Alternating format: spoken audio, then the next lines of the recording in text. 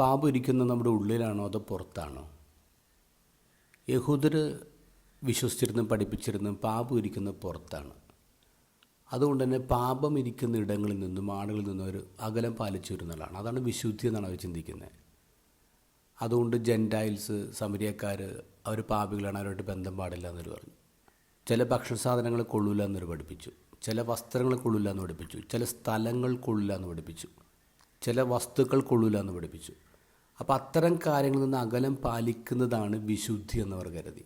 ഇനി അങ്ങനെയുള്ള ആൾക്കാരുമായിട്ടോ സ്ഥലങ്ങളായിട്ടോ ബന്ധപ്പെടുമ്പോൾ കോണ്ടാക്റ്റിലെത്തിയാൽ അവർ അശുദ്ധരാണ്.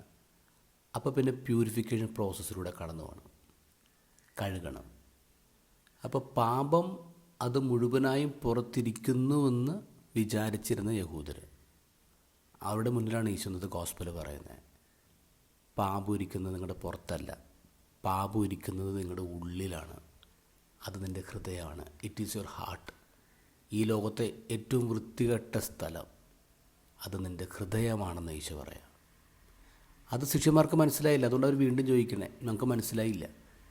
ഇന്നത്തെ ഗോസ്പലിൽ 9 വാക്യങ്ങളുള്ളൂ. അതിൽ 4 തവണയാണ് ഈശോ പറയുന്നത് പുറത്തുനിന്ന് ഉള്ളിൽ കയറുന്നതല്ല, നിൻ്റെ ഉള്ളിൽ നിന്ന് പുറത്ത് വരുന്നതാണ് നിന്നെ അശുദ്ധനാക്കുന്നത്. It makes you sinful. നമ്മുടെ ഹൃദയമാണ് പ്രോബ്ലം. ഇത് ഈശോയ്ക്ക് മുമ്പ് തന്നെ ജെറമ്യ പ്രവാചകൻ പറഞ്ഞിട്ടുണ്ട്.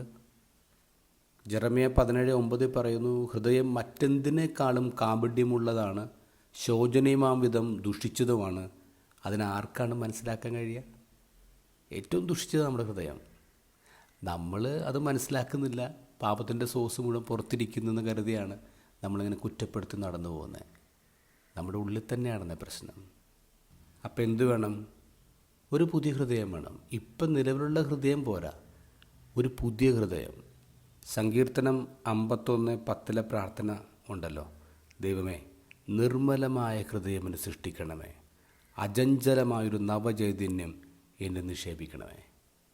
V need a transplantation. ഒരു പുതിയ ഹൃദയമാണ് ദൈവം നമുക്ക് നൽകേണ്ടത്.